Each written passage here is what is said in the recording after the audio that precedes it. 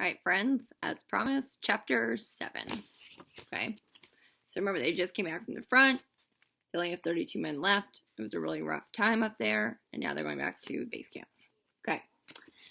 They've taken us further back than usual to a field depot so that we can be reorganized. Our company needs more than 100 reinforcements.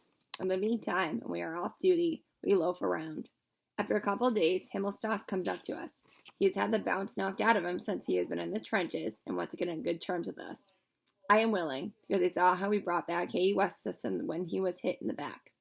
Besides, he's decent enough to treat us in the canteen when we are out of funds, so the canteen's like where they get their food.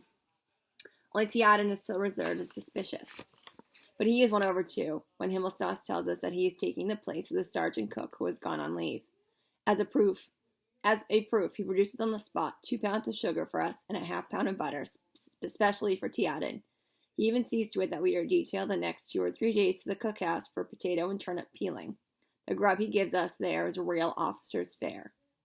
Thus, momentarily, we have the 2 things a soldier needs for contentment: good food and rest.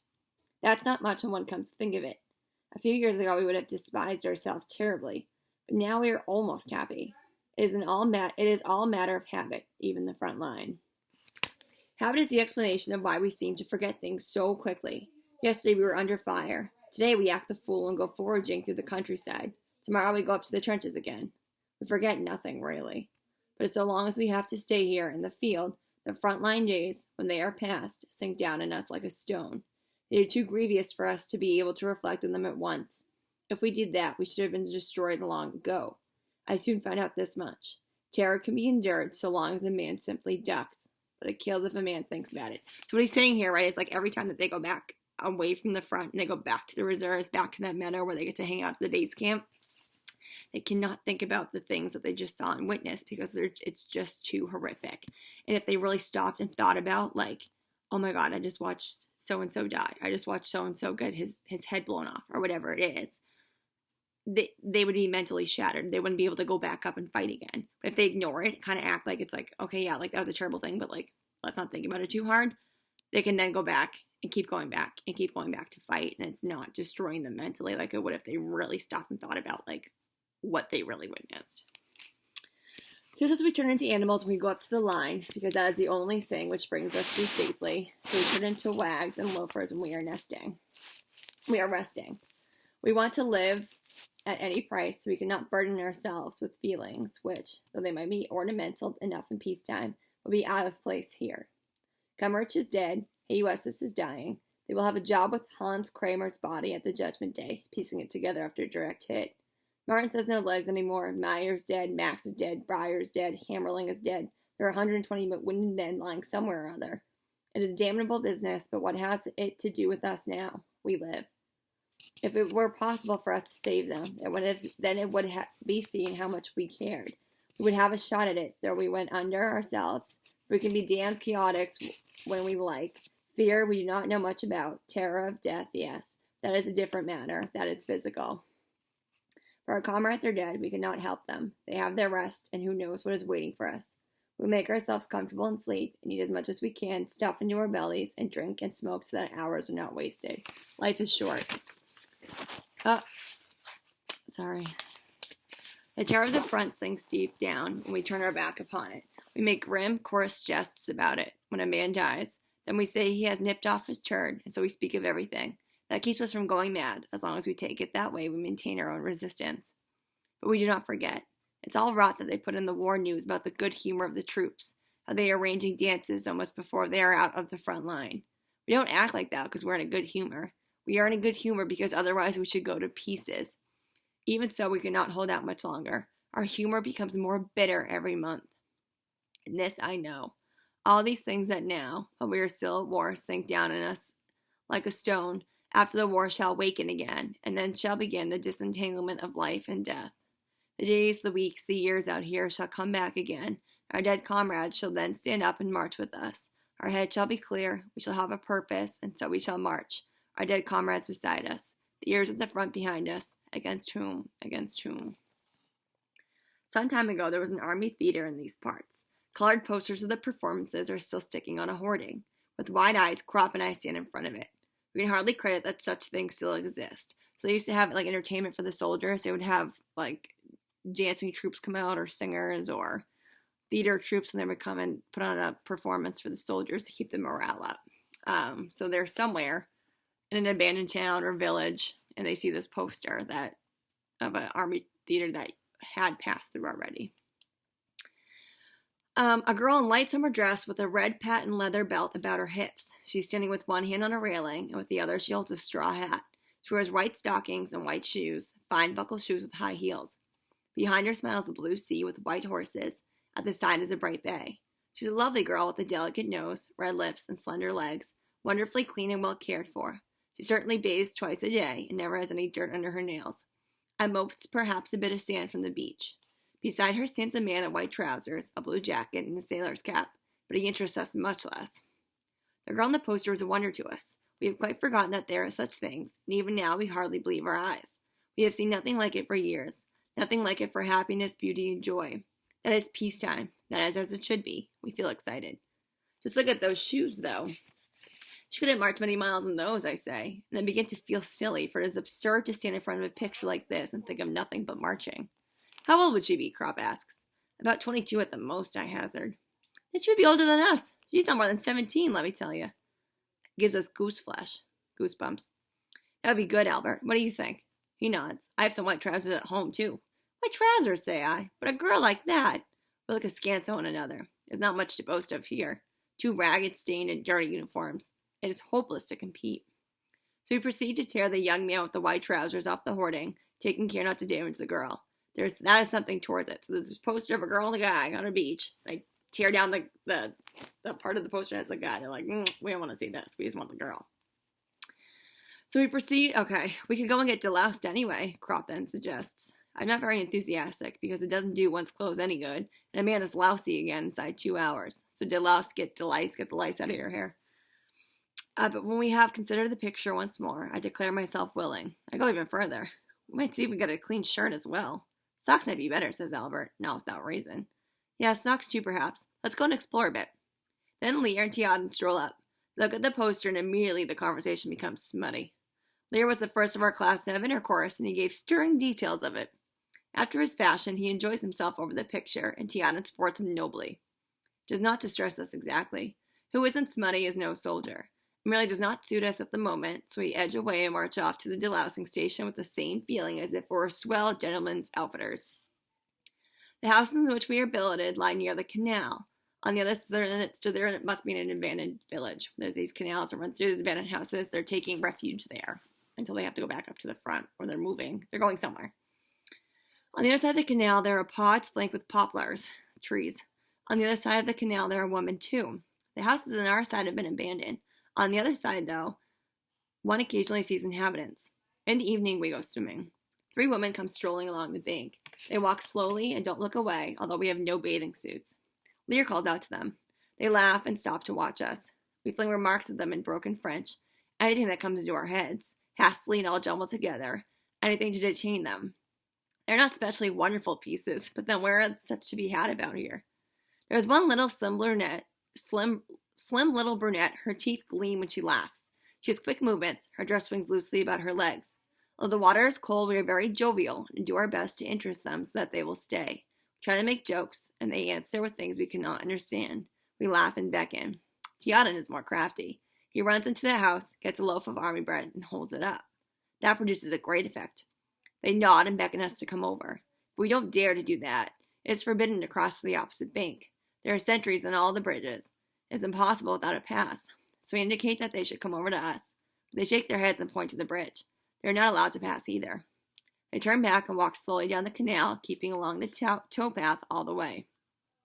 We accompany them swimming. After a few hundred yards, they turn off and point to a house that stands a little distance away among the trees and shrubbery. Lear asks if they live there. They laugh. Sure, that's their house.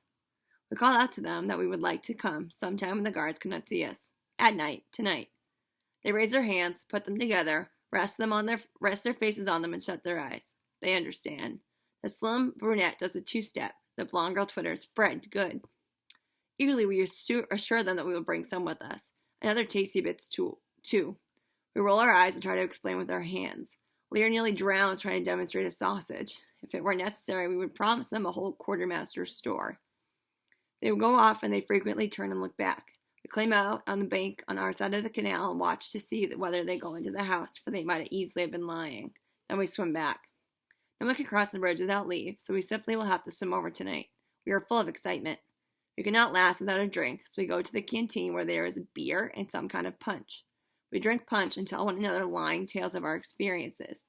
Each man gladly believes the other man's story, only waiting impatiently till he can cap it with a taller one.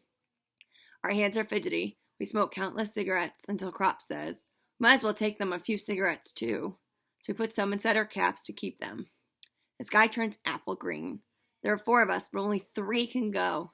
We must shake off Teoden, so ply him with rum and punch until he rocks. As it turns dark, we go to our billets, Teoden in the center.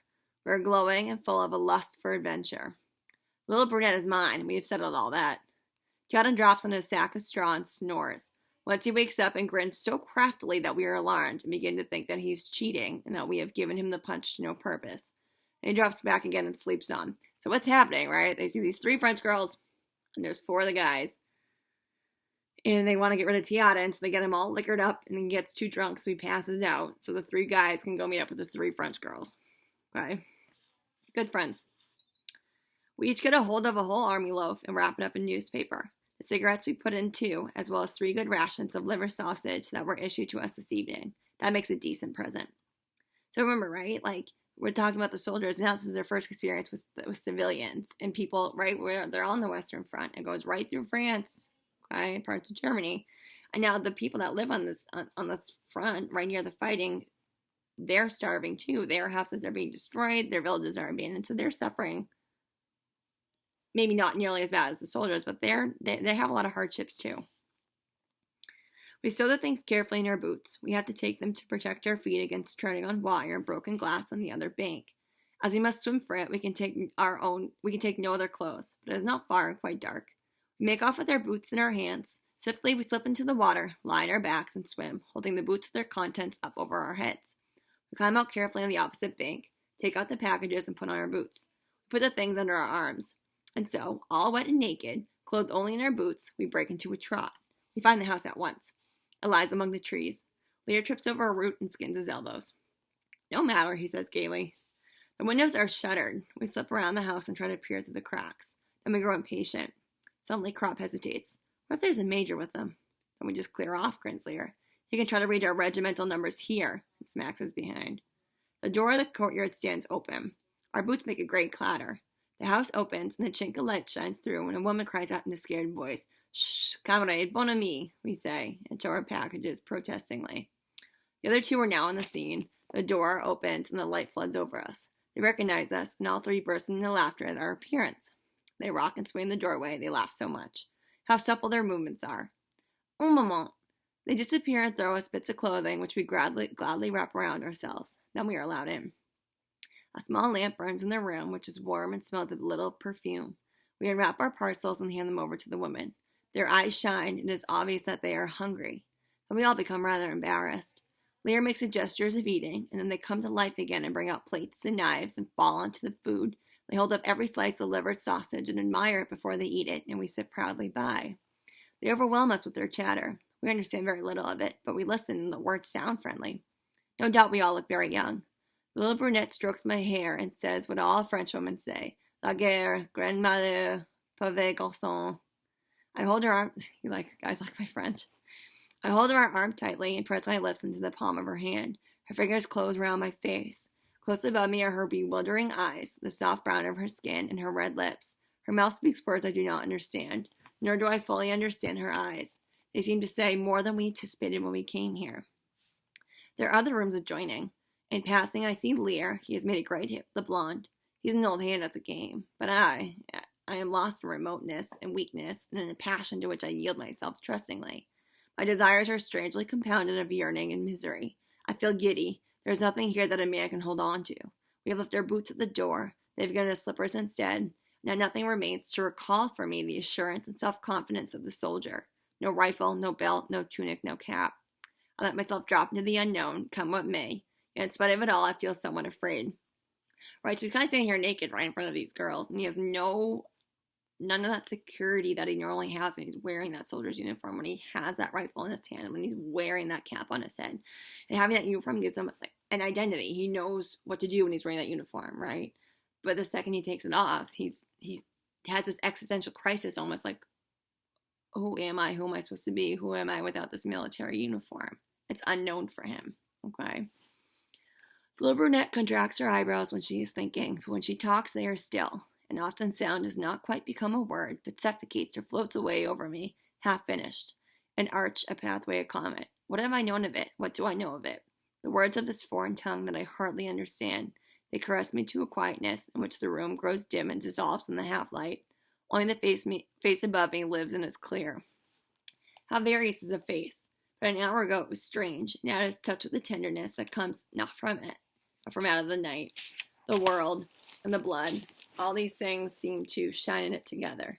The objects in the room are touched by it and transformed. They become isolated, and I feel almost awed at the sight of my clear skin when the light of the lamp falls upon it and the cool brown hand passes over it. How different this is from the conditions in the soldiers' brothels to which we are allowed to go, where we have to wait in long queues. I wish I'd never thought of them, but desire turns my mind to them involuntarily, and I'm afraid for it might be impossible ever to be free of them again. But I feel the lips of the little brunette and press myself against them, my eyes close. I want it to all fall from me, war and terror and grossness, in order to awaken young and happy. I think of the picture of the girl on the poster, and for a moment believe that my life depends on winning her. If I press ever deeper into the arms that embrace me, perhaps a miracle may happen. So, after a time, we find ourselves reassembled again. Lear's in high spirits. We pull on our boots and take our leave warmly. The night air cools our hot bodies. The rustling poplars loom large in the darkness. The moon floats in the heavens and in the waters of the canal. We do not run. We walk beside one another with long strides. That was worth the ration loaf, says Lear. I cannot trust myself to speak. I am not in the least happy. Then we hear footsteps and dodge behind a shrub. The steps come nearer, close to us. I see a naked soldier in boots, just like ourselves. He has the package under his arm and gallops onward. It is Theoden in full course. He has disappeared already. We laugh. In the morning he will curse us. Unobserved, we arrive again in our sacks of straw. I am called to the orderly room. The company commander gives me a leave pass and a travel pass and wishes me a good journey. I look to see how much leave I have got. 17 days, 14 days leave, and 3 days for traveling. That's not enough, and I ask whether I could not have 5 days for traveling. Bertink points to my pass. There I see that I am not to return to the front immediately. After my leave, I have to report for a course of training to a camp on the moors. The others envy me. Cat gives me good advice and tells me I ought to try to get a base job. If you're smart, you'll hang on to it. So Paul now gets permission to leave and go home and visit for a few days. So he gets to go home for 17 days. He has 3 days to travel. He has 14 days to go home and 3 days to travel. Or he gets to go home and see his family again. And then before he goes all the way back to the front, he has to do some sort of training for the military before he's allowed back at the front. Okay. I'd rather not have gone for another 8 days. We are to stay here that much longer, and it is good here. Naturally, I have to stay on the others' drinks at the canteen. We're all a little bit drunk. I become gloomy. I'll be away for 6 weeks. That is lucky, of course. But what may happen before I get back? Shall I meet all these fellows again? Artie, Hay, and Kemmerich have gone. Who will be next? As we drink, I look at each of them in turn. Albert sits beside me and smokes. He is cheerful. We have always been together. Opposite squats Cat with his drooping shoulders, his broad thumb, and calm voice. Mueller with their projecting teeth and the booming laugh. Theoden with his mousy eyes. Lear, who has grown a full beard and looks at least 40. Over us hangs a dense cloud of smoke. Where would a soldier be without tobacco? The canteen is his refuge, and beer is far more than a drink. It is a token that a man can move his limbs and stretch in safety. We do it ceremonially. We stretch our legs out in front of us and spit deliberately. That is the only way. How it all arises before a man when he is going away the next morning. At night we go again to the other side of the canal. I am almost afraid to tell the little brunette that I am going far away, and when I return we will be far from here. We will never see one another again. But she merely nods and takes no special notice. At first I am at a loss to understand. Then it suddenly dawns on me. Yes, Lear's right. If I were to go up to the front, then she would have called me again, pauvre garçon, which I think means poor boy. But merely going on leave, she does not want to hear about that. That is not nearly so interesting, because he's not really a hero, right? He's going back home, not going up to the front to fight. May she go to the devil with her chattering talk. The man dreams of a miracle and wakes up to loaves of bread. Next morning, after I've been deloused, I go to the railhead. Albert and Kat come with me. At the halt, we learn that it'll be a couple of hours yet before the train leaves. The two have to go back to duty. We take leave of one another. Good luck, Kat. Good luck, Albert. They go off and wave once or twice. Their figures dwindle. I know their every step and movement. I recognize them at any distance. Then they disappear. I sit down on my pack and wait. Suddenly I become filled with a consuming impatience to be gone. I lie down on many a station platform. I stand before many a soup kitchen. I squat on many a bench. And at last the landscape becomes disturbing, mysterious, and familiar. It glides past the western windows with its villages, their thatched roofs like caps, pulled over the whitewashed, half-timbered houses, its cornfields gleaming like mother of pearl in the slanting light, its orchards, its barns, and old pine trees. Names of the stations begin to take on meaning, and my heart trembles. The train stamps onward. I stand at the window and hold on to the frame. These names mark the boundaries of my youth. So he's taking a train back home. He has to go to different trains. He has to go to different stations. And they let him off, and that's how he's getting home. Smooth meadows, fields, farmyards, a solitary team moves against the skyline along the road that runs parallel to the horizon. A barrier before which peasants stand waiting, girls waving, children playing on the embankment, roads leading to the country, smooth roads without artillery. It is evening. If the train did not rattle, I should cry out. The plain unfolds itself. In the distance, the soft blue silhouette of the mountain ranges begin to appear. I recognize the characteristic outline of the Dolenberg, jagged column springing up precipitously from the limits of the forest. Behind it should lie the town. But now the sun streams through the world, dissolving everything in its golden red light. The train swings round one curve and then another. Far away in a long line, one behind the other, stand the poplars, unsubstantial, swaying and dark, fashioned into the shadow, light, and desire. The field swings round as the train encircles it, and the intervals between the trees diminish. The trees become a block, and for a moment I see one only. Then they reappear from behind the foremost tree and stand out a long line against the sky until they are hidden by the first houses. A street crossing. I stand by the window. I cannot drag myself away. The others put their baggage ready for getting out. I repeat to myself the name of the street that we cross over. Burmistras. Below there are cyclists, lorries, men. It is a gray street and a gray subway. It affects me as though it were my mother. Then the train stops, and there is a station with some noise and cries and signboards. I pick up my pack and fasten the straps. I take my rifle in my hand and stumble down the steps. On the platform, I look around. I know no one. Among all the people hurrying to and fro. A Red Cross sister offers me something to drink. I turn away. She smiles at me too foolishly, so obsessed with her own importance. Just look. I'm giving a soldier coffee. She calls me, comrade, but I'll have none of it. Outside in front of the station, the steam roars alongside the street. It rushes, foaming from the sluices of the mill bridge. There stands the old square watchtower. In front of it, the great mottled lime tree, and behind it, the evening. Here we have often sat. How long ago it is. We have passed over this bridge and breathed the cool, acrid smell of the stagnant water. We have leaned over the still water on the side of the loch where the green creepers and weeds hang from the piles of the bridge. And on hot days, we rejoiced in the spouting foam on the other side of the loch, told tales about our school teachers. I pass over the bridge. I look right and left. The water is as full of weeds as ever, and it still shoots over in gleaming arches. And the tower building laundresses still stand with bare arms as they used to over the clean linen, and the heat from the ironing pours out through the open windows.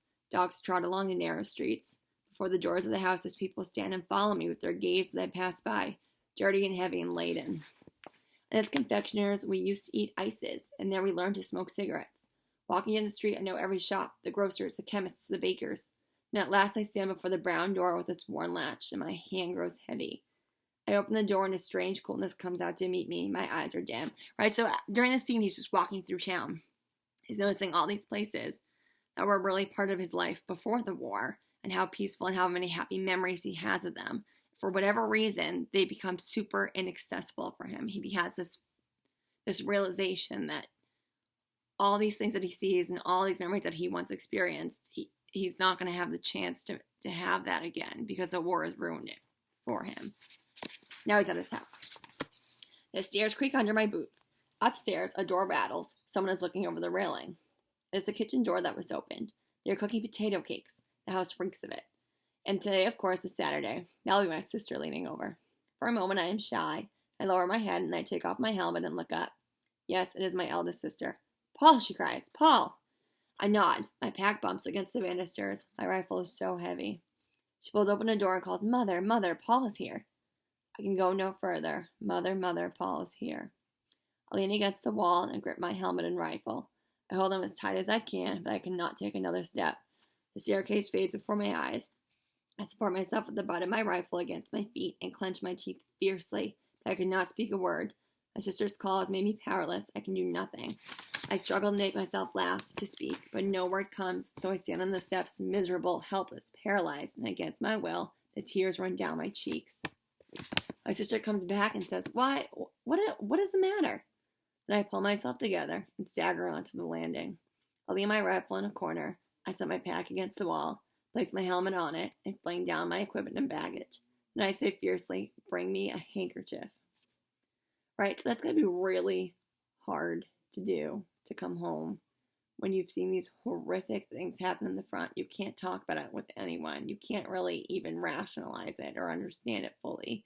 Because if you do, you're never going to want to go back. Then he comes home. He gets to come home for a few days. Sees his mom and his sister who he hasn't seen in who knows how long.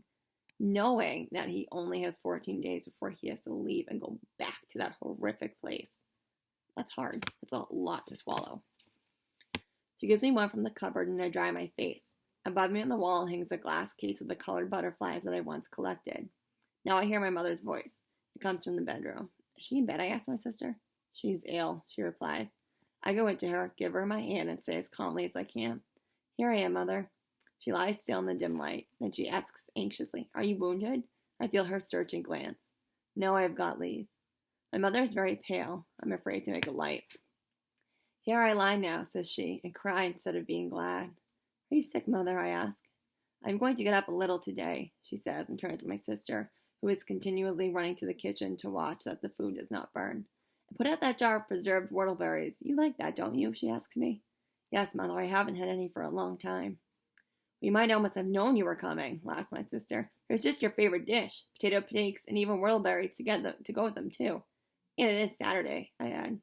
Sit here beside me, says my mother. She looks at me. Her hands are white and sickly and frail compared with mine. We say very little, and I'm thankful that she asks nothing. What ought I say? Everything I could have wished for has happened. I have come out of it safely and sit here beside her, and in the kitchen stands my sister preparing supper and singing. Dear boy, my mother says softly. We're never very demonstrative in our family. Poor folk who toil and are full of cares are not so. It is not their way to protest what they already know.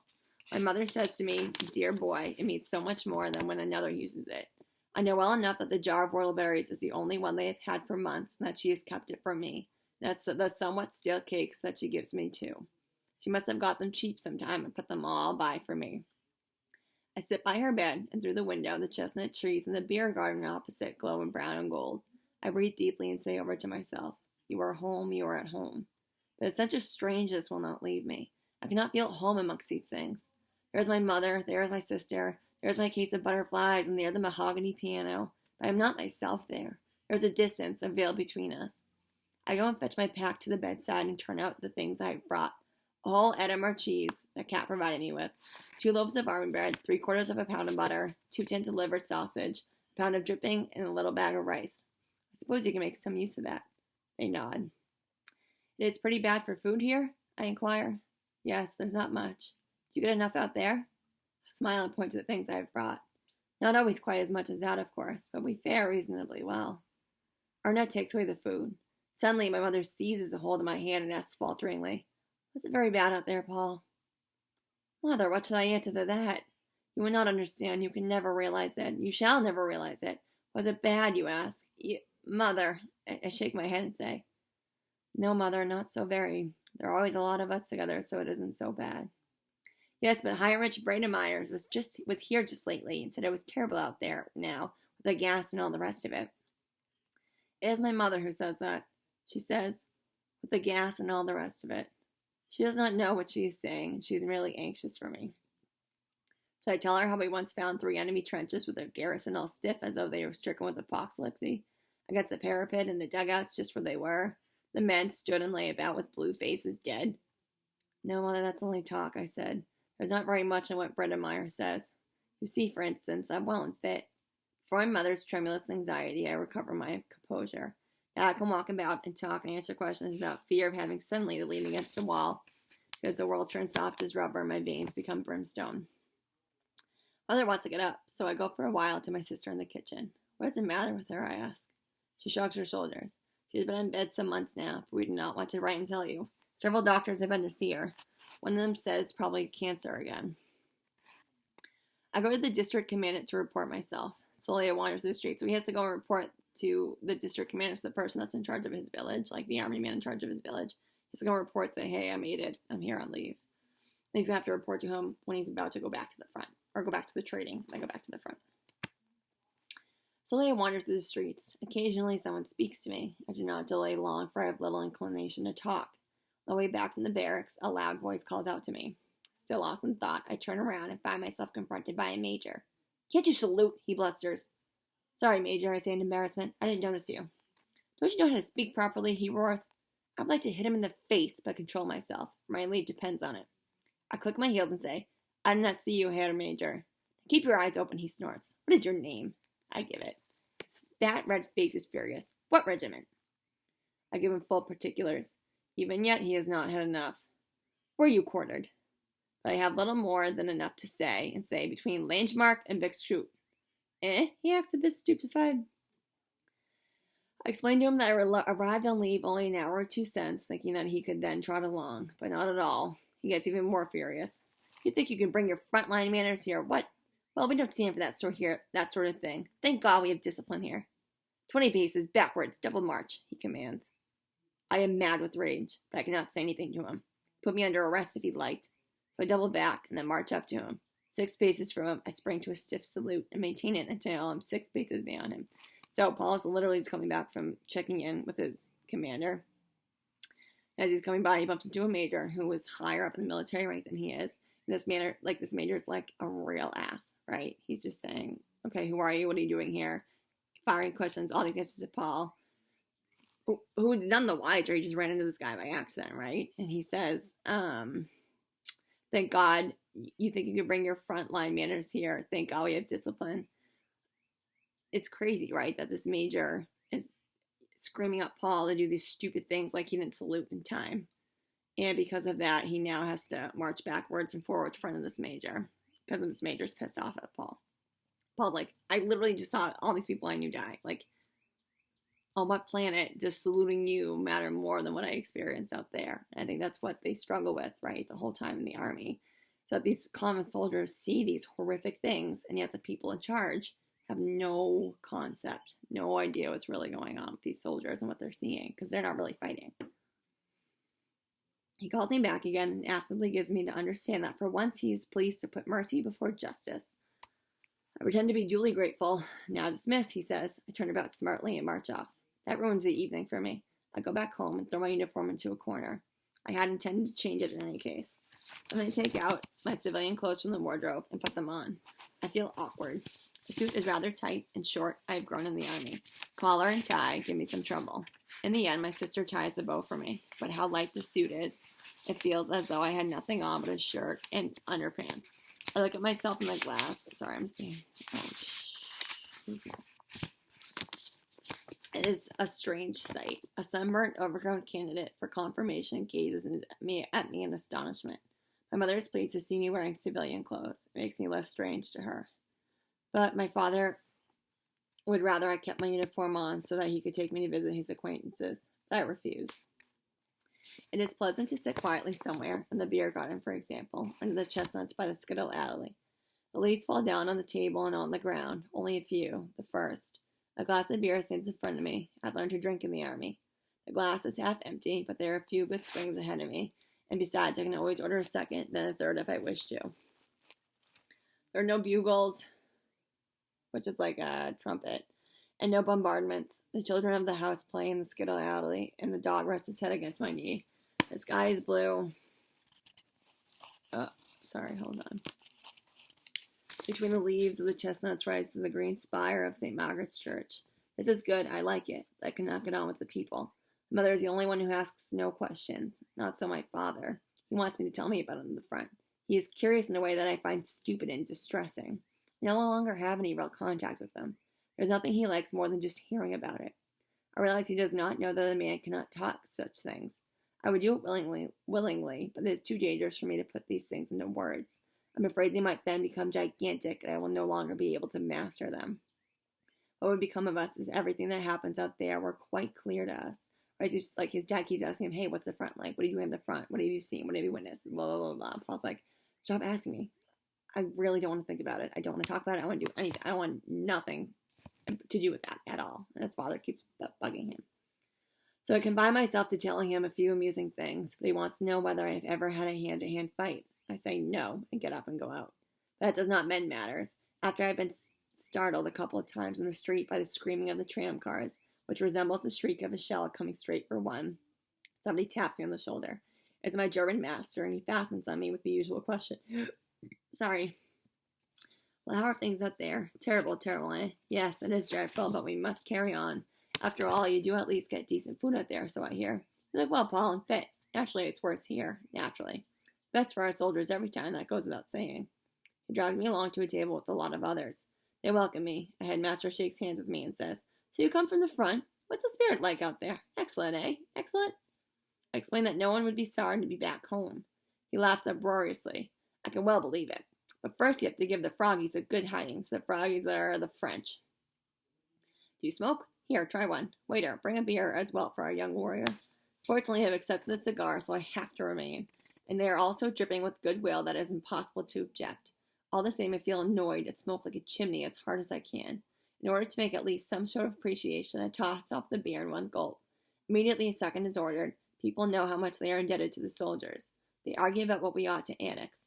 The headmaster with the steel watch chain wants to have at least the whole of Belgium, the coal areas of France, and a slice of Russia. He produces reasons why I must have them, and is quite inflexible until at last the others give in to him. Then he begins to expound just whereabouts in France the breakthrough must come, and turns to me. Now, shove ahead a bit out there with your everlasting trench warfare. Smash them to Johnnies, and then there will be peace.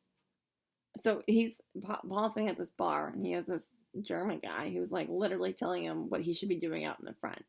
Like this guy's ever been there. I reply that in our opinion, a breakthrough might not be possible. The enemy may have too many reserves. Besides, the war may be rather different than what people think.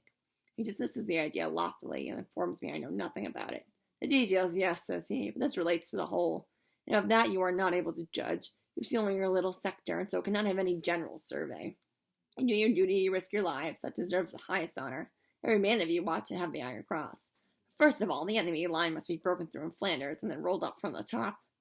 He blows his nose and wipes his beard. Completely rolled up they must be, from the top to the bottom, and into Paris. Right? So can you imagine, like, this guy's telling you how to do your job, and he's never even been there. Like, who's he? Saying, Paul, you don't really know what you're talking about. Like, can you imagine how annoying that must be? I would like to know just how he pictures it to himself, and pour the third glass of beer into me. Immediately he pours another. But I break away. He stuffs a few more cigars into my pocket and sends me off with a friendly slap. All the best. I hope you will soon hear something worthwhile from you. He's a jerk. I imagine Lee would be different than this. Indeed, it was different a year ago. It is I, of course, that have changed in the interval. There lies a gulf between that time and today. At that time, I still knew nothing about the war. We had only been in quiet sectors. But now I see that I have been crushed without knowing it. I find I do not belong here anymore. It is a foreign world. Some of these people ask questions, some ask no questions, but one can see that the latter are proud of themselves for their silence. They often say with a wise air that these things cannot be talked about. They plume themselves on it. I prefer to be alone so that no one troubles me, for they all come back to the same thing, how badly it goes and how well it goes. One thinks it is this way, another that, and yet they are always absorbed in the things that go to make up their existence. Formerly I lived in just the same way myself, but now I feel no contact here. They talk too much for me. They have worries, aims, desires that I cannot comprehend.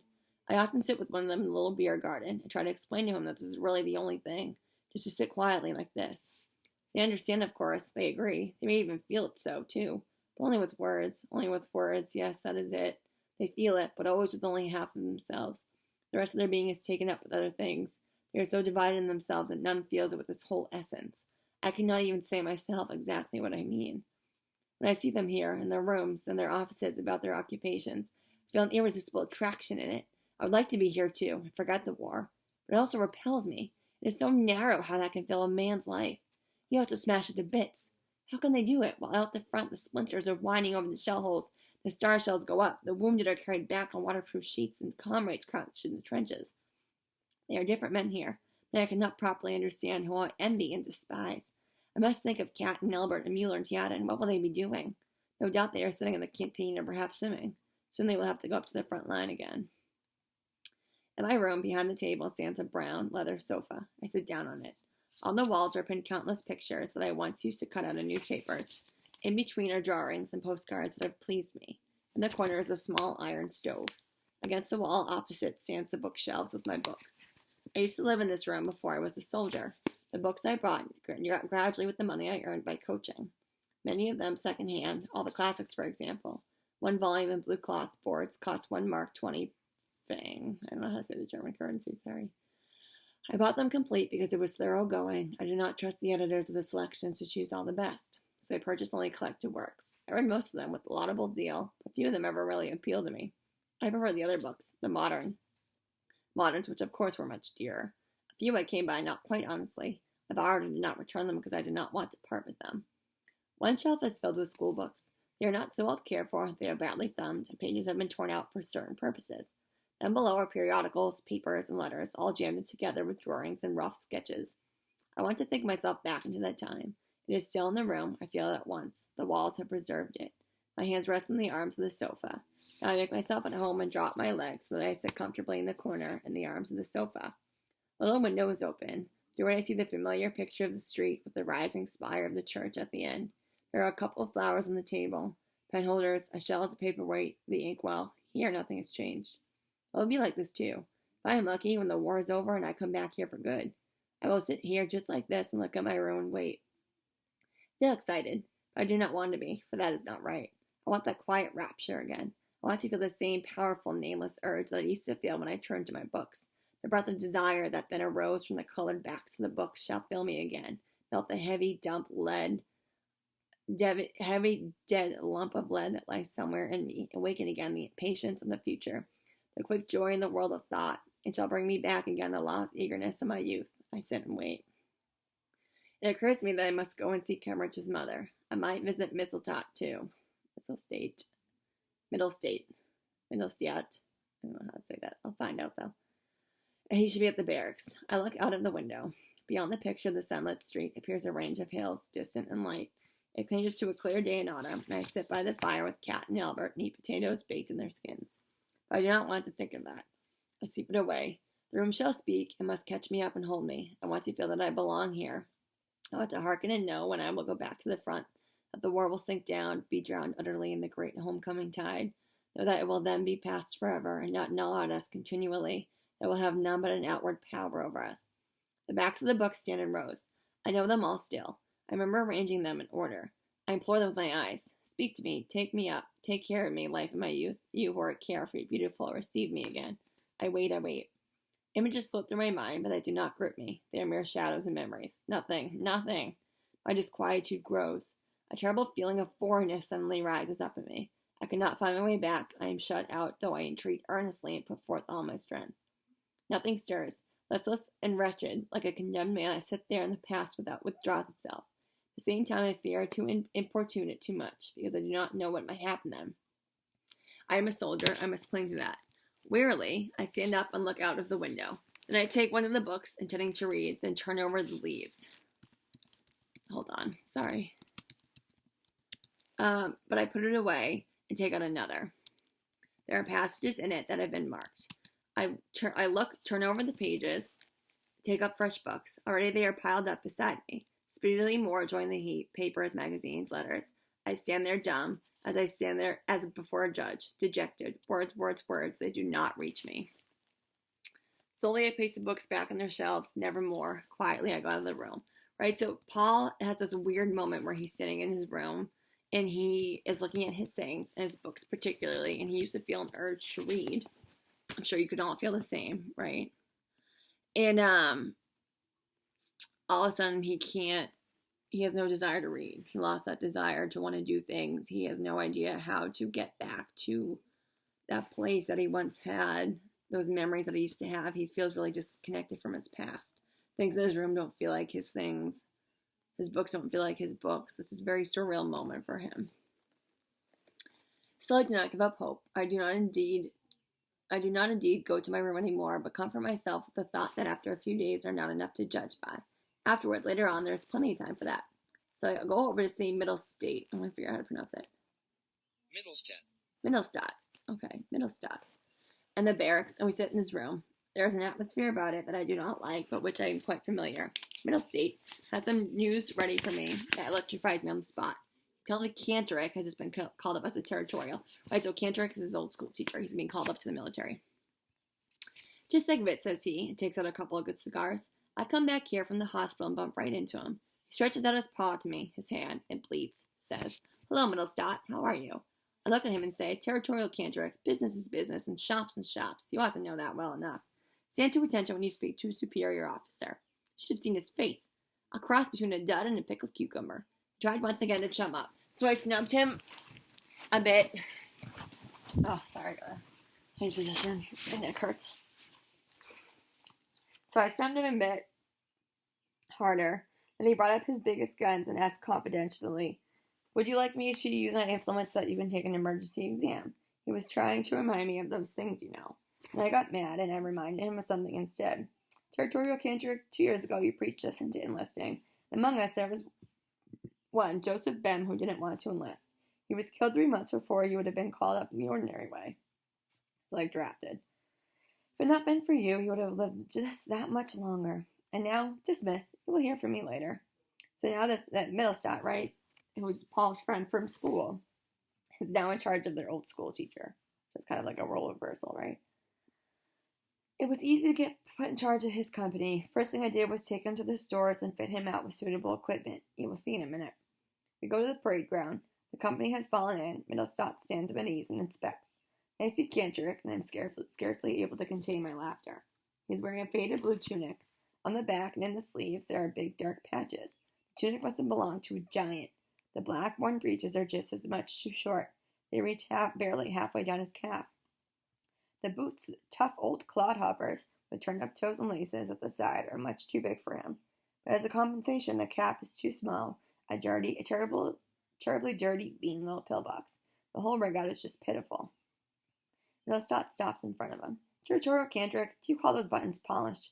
You seem as though you could never learn." "Inadequate, Cantorick, quite inadequate." It makes me bubble with glee. In school, Cantorick used to chase Jason Middlestat with exactly the same expression. "Inadequate, Middlestat, quite inadequate." Middlestat continues to upbraid him. "Look at Bochetter now. There's a model for you to learn from." I can hardly believe my eyes. Bochetter is there too. Bochetter, our old school porter. And he is a model. Cantorick shoots a glance at me as if he would like to eat me, but I grin at him innocently as though I do not recognize him anymore. Nothing can look more ludicrous,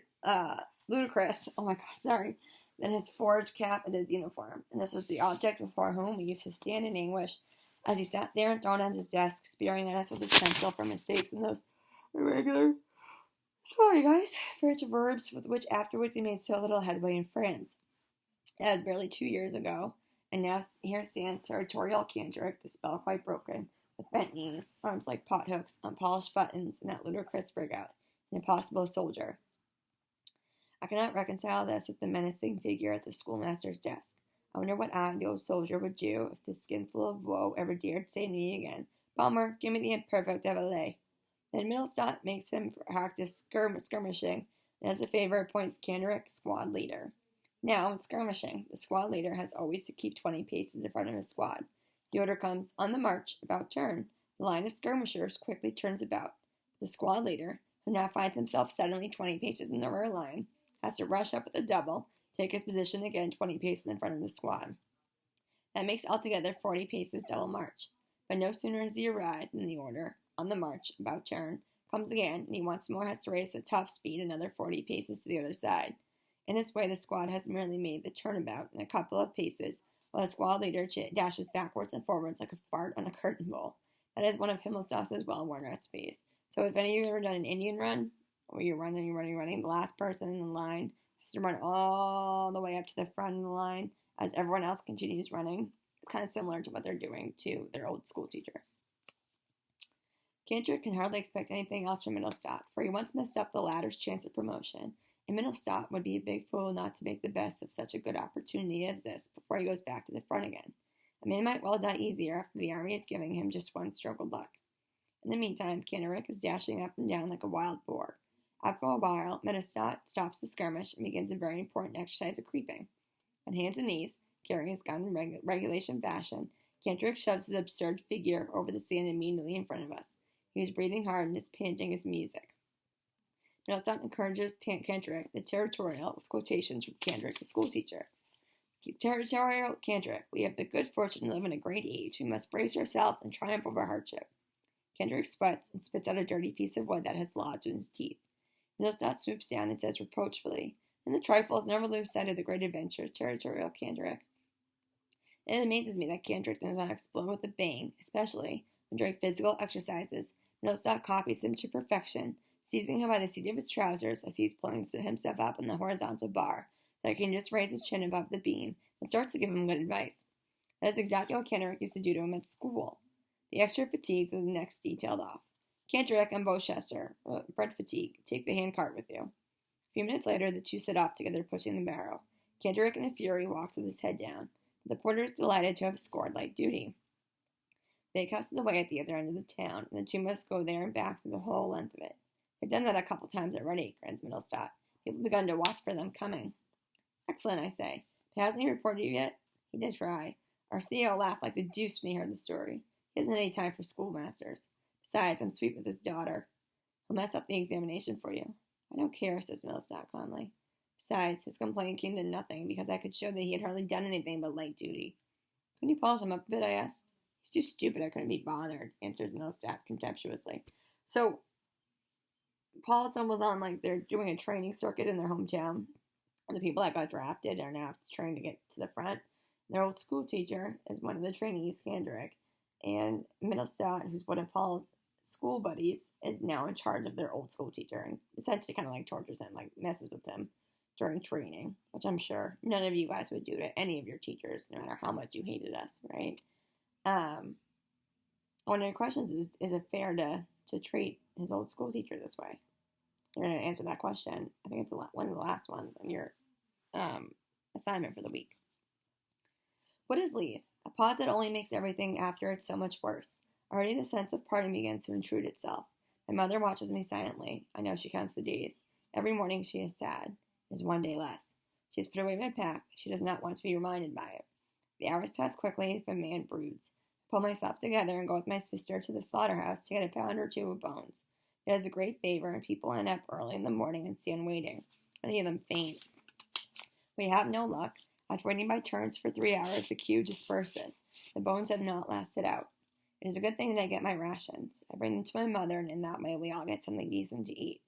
The days grow ever more strange, and my mother's eyes more sorrowful. 4 days left now. I must go and see Kenrich's mother. Right, Kenrich is the soldier that died all the way in chapter 1. 2? Chapter 1 or 2. I cannot write that down. This quaking, sobbing woman who shakes me and cries out to me, Why are you living then when he is dead?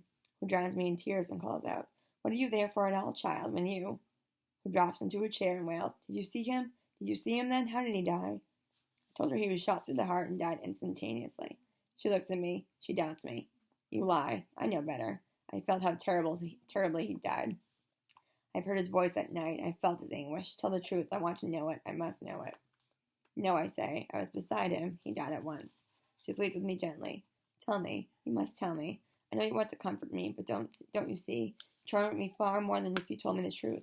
I cannot bear the uncertainty. Tell me how it was, and even though it would be terrible, it would be far better than what I have to think about if you don't. I will never tell her. She can make mincemeat out of me first. I pity her, but she strikes me as rather stupid all the same. Why doesn't she stop worrying? Kenrich will say dead whether she knows about it or not. When a man has seen so many dead, he cannot understand any longer why there should be so much anguish over a single individual. So I say rather impatiently, He died immediately. He felt absolutely nothing at all. His face was quite calm. She is silent. And she says slowly, Will you swear it? Yes. By everything that is sacred to you? Good God, what is there to be sacred to me? Such things change pretty quickly with us. Yes, he died at once. Are you willing never to come back yourself if it is true? And he'd never come back if he wasn't killed instantaneously. I would swear to anything. She seems to believe me. She moans and weeps steadily. I have to tell how it happened, so I invent a story, and I almost believe it myself. As I leave, she kisses me and gives me a picture of him. In his recruit's uniform, he leans on the round, rustic table with legs made of birch branches. Behind him, a wood is painted on the curtain, and on the table stands a mug of beer. It's the last evening at home. Everyone is silent. I go to bed early. I seize the pillow, press it against myself, and bury my head in it. Who knows if I will ever lie in a feather bed again? Late in the night, my mother comes into my room. She thinks I'm asleep, and I pretend to be so. To talk, to stay awake with one another, it is too hard. She just longs for the night, although she is in pain and often writhes. At last I can bear it no longer and pretend I have just wakened up. Go and sleep, Mother. You will catch a cold here. I can sleep enough later, she says. I sit up. I don't go straight back to the front, Mother. I have to do 4 weeks of the training camp. I come over from there on Sunday, perhaps. She is silent, and she asks gently, Are you very much afraid? No, Mother. I'd like to tell you to be on your guard against the women out in France. They're no good. Ah, Mother, you so think I'm a child. Why can I not put my head in your lap and weep? Why have I always to be strong and self-controlled? I like to weep and be comforted too. Indeed, I am little more than a child. And the wardrobe still hangs short, boys' trousers. It's such a little time ago. Why is it over? Where we are, there aren't any women, Mother, I say as calmly as I can. And be very careful at the front, Paul. Ah, Mother, why do I not take you in my arms and die with you? What poor wretches we are. Yes, Mother, I will. I'll pray for you every day, Paul. Ah, Mother, let us rise up and go out back through the years, for the burden of all this misery lies on us no more. Back to you and me alone, Mother. Perhaps you can get a job that is not so dangerous. Yes, Mother, perhaps I can get into the cookhouse. That can be easily done. You do it then, and if the others say anything, that won't worry me, Mother. She sighs. Her face is a white gleam in the darkness. Now you must go to sleep, Mother. She does not reply. I get up and wrap my cover around her shoulders. She supports herself on my arm. She is in pain. So I take her to her room. I stay with her a little while. You must get well again, Mother, before I come back. Yes, my child. You ought not to send your things to me, Mother. We have plenty to eat out there. You can make much better use of them here. How destitute she lies there in her bed. She that loves me more than all the world.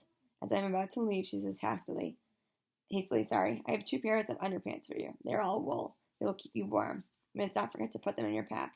Ah, Mother, I know what these underpants have cost you in waiting, walking, and begging. Ah, Mother, how can it be that I must part from you? Who else is there that has any claim on me but you? Here I sit, and there you are lying. We have so much to say, and we shall never say it. Good night, Mother. Good night, my child. The room is dark. I hear my mother's breathing and the ticking of the clock. Outside the window, the wind blows, and the chestnut trees rustle. On the landing, I stumble over my pack, which lies there already made up because I have to leave early in the morning. I bite into my pillow. I grasp the iron rods of my bed with my fists. I hope never to come out here. Out there, I was indifferent and often hopeless. I'll never be able to be so again. I was a soldier, and I am nothing but an agony for myself, for my mother, for everything that is so comfortless, and without end. I ought to never have come on leave. Right, so now he regrets even coming home, because now all of a sudden he realizes exactly what he's missing, and how nice it is to be home, even if he can't feel necessarily connected to it. He misses his mother, right? Like, think about what a mom is to people, and that comfort that a mother brings, regardless of the situation. Now he has to walk away from it. He's having a really hard time with it. Okay? It's the end of chapter 7. Good luck.